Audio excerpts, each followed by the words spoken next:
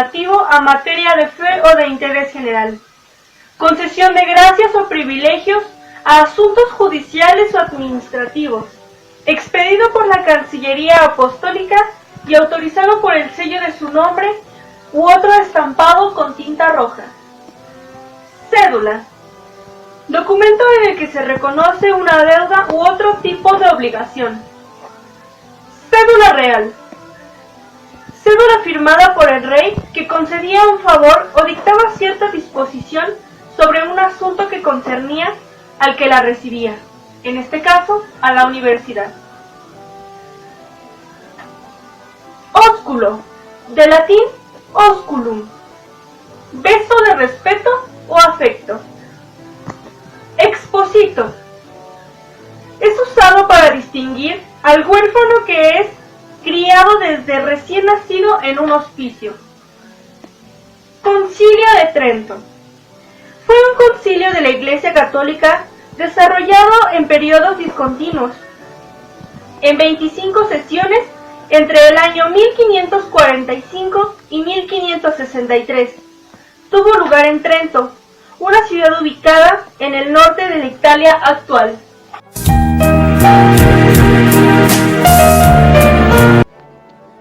Como hemos de saber, el siglo XVI novohispano se caracteriza por ser una sociedad en construcción, debido a que se empezó a colonizar al Nuevo Mundo. Para poder avanzar, la corona española se dedicó a tratar de evangelizar a los nativos de ese mundo, y para ello llegaron diferentes congregaciones, entre las que se destacan los franciscanos, los dominicos y los agustinos. Los franciscanos fueron los primeros en elaborar un proyecto tanto de gobierno como de educación y evangelización, que posteriormente fue retomado por el rey Carlos V.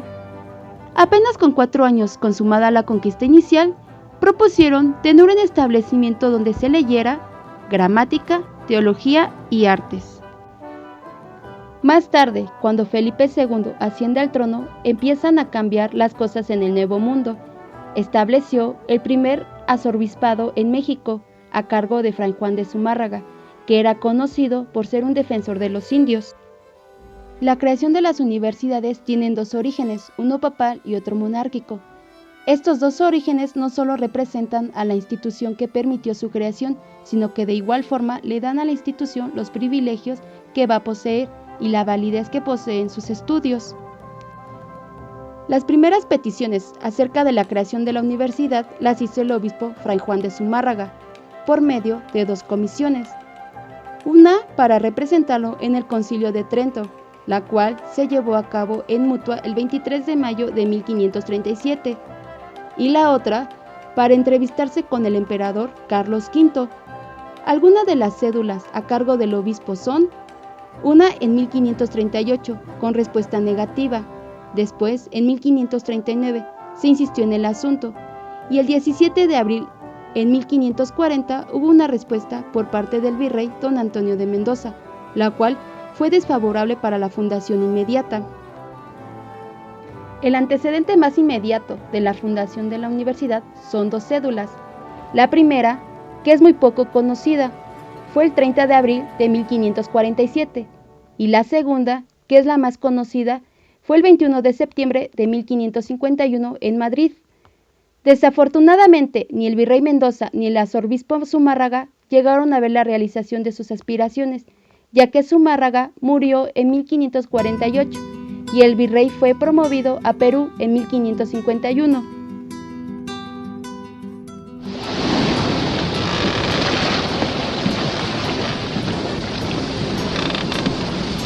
La creación de la Real Universidad de México culminó hasta 1553.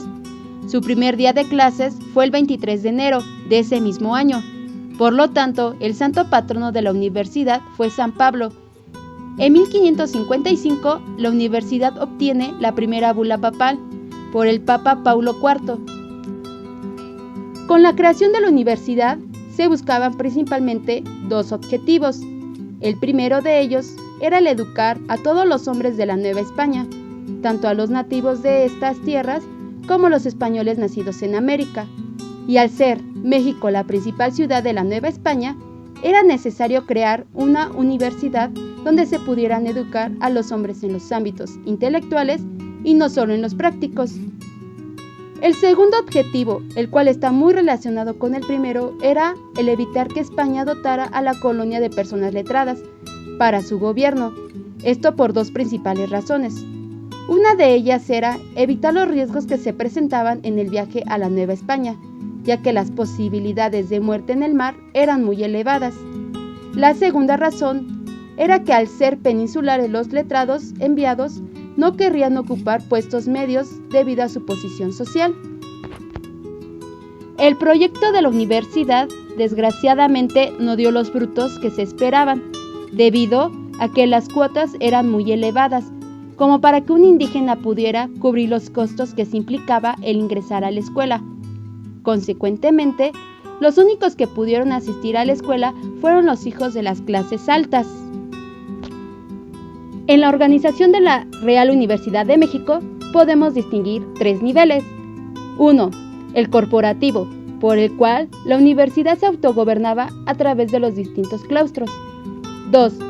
El administrativo y el financiero. 3. El académico, que incluía la provisión y la lectura de cátedras, los actos académicos y los grados que se concedían a quienes cursaban y tomaban parte de dichos actos. El gobierno de la Universidad de México se distribuía en varias instancias. 1. El rector era la cabeza de la universidad y presidente de sus órganos colegiados, representante de la autoridad académica. La elección del rector se llevaba a cabo anualmente y por voto secreto a través de un claustro de conciliarios compuesto por el rector saliente y 8 estudiantes matriculados en la universidad. 2. El canciller o el maestrescuela de la catedral en caso de México tenía que velar por los intereses de la escuela, de la formación de los clérigos. En lo que se refiere a la corporación o gremio, la universidad constaba de claustros, es decir, órganos colegiados de carácter consultivo y ejecutivo, compuestos por los doctores y maestros graduados en la universidad. 1. El claustro pleno, integrado por el rector y la totalidad de doctores y maestros de la universidad. 2. El claustro menor, que componía del rector, 2 conciliarios, doctores, 1 de teología y otro en cánones, 2 bachilleres, un secretario, los bedeles y porteros. 3. El claustro mayor lo integraban el rector, el cancelario, 5 conciliarios doctores, alternando en la primera conciliatura un teólogo y un eclesiástico legista, otro jurista seglar o eclesiástico, de los cuales uno debía ser maestro, agustino, dominico o mercedario, el cuarto un doctor en medicina y el quinto un maestro de artes que no tenga un grado mayor. Los 3 bachilleres tenían que ser un jurista, un teólogo y un médico, los cuales no tenían que pasar de 20 años. Las cátedras iniciales eran 6, pero luego aumentaron a 8. Estaban la de teología, la de las Sagradas Escrituras, decretales, decreta, instituta, la de artes, la de retórica y la de gramática. En 1579 comenzó la cátedra de medicina y tiempo después la de lenguas indígenas en 1585. La de las lenguas orientales comenzó en 1762. Lo que llamaban clase de gramática era la clase de latín. Se les daba un buen conocimiento de la lengua, del lacio y del castellano. Aparte de esto, se les daba el conocimiento de la cultura latina. Las clases de artes comprendían la lógica, las matemáticas, la física, la astronomía y las ciencias naturales. Cabe mencionar que las artes les daban la preparación a los alumnos para que entraran en las demás facultades. El traje de los doctores era talar y en la museta de la bola llevaba los colores de la facultad. Blanco los de teología, azul para filosofía, rojo para los legistas, verde los canonistas, amarillo para los médicos. ¡Ay!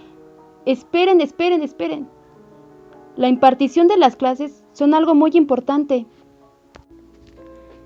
Los grados universitarios que se dieron eran el nombrado bachiller, licenciado o maestro y doctor. Se debía de sustentar 2 exámenes, el privado y el público. En el privado se daban 24 horas antes los puntos que se deberían de explicar. La duración del examen era de 2 horas medidas en reloj de arena, a las cuales se les llamaban las 2 horas de ampolleta. Se les calificaba en la noche y todos los llamaban la noche triste. En el público era ante los doctores de la facultad, los que tenían que dar sus votos con A o R, según el caso. La tesis de maestro, licenciado o doctor se imprimían y se dedicaban a algún padrino o a quien hubiera conteado los gastos del examen. Los grados eran muy costosos. Por ejemplo, la licenciatura costaba unos 500 pesos. El día de la recepción se organizaba un paseo de la universidad a la catedral, en donde participaba el rector, el maestrescuela, el candidato, el virrey y las autoridades de la colonia. Ya en la catedral, en el Evangelio, se levantaba un tablado con sillas para el claustro, y en una mesa las insignias doctorales de espada y espuela para los seglares, anillo y libro para los eclesiásticos, y una pequeña cátedra donde tomaba asiento el candidato y su padrino. Pedido y obtenido el grado, el padrino le ponía las insignias, ciñéndole la espada y calzándole las espuelas, como caballero, y el anillo y el libro siendo eclesiástico, y terminaba por darle el ósculo. Frente al maestrescuela presentaba juramento de fe para recibir la borla. Ya después venían los parabienes, el besamanos del virrey y los abrazos de los colegas, y el retiro de cada quien a su casa. I don't care about what you had to say at all. I don't care about your destiny or your life. And I don't care about all the things you did for me.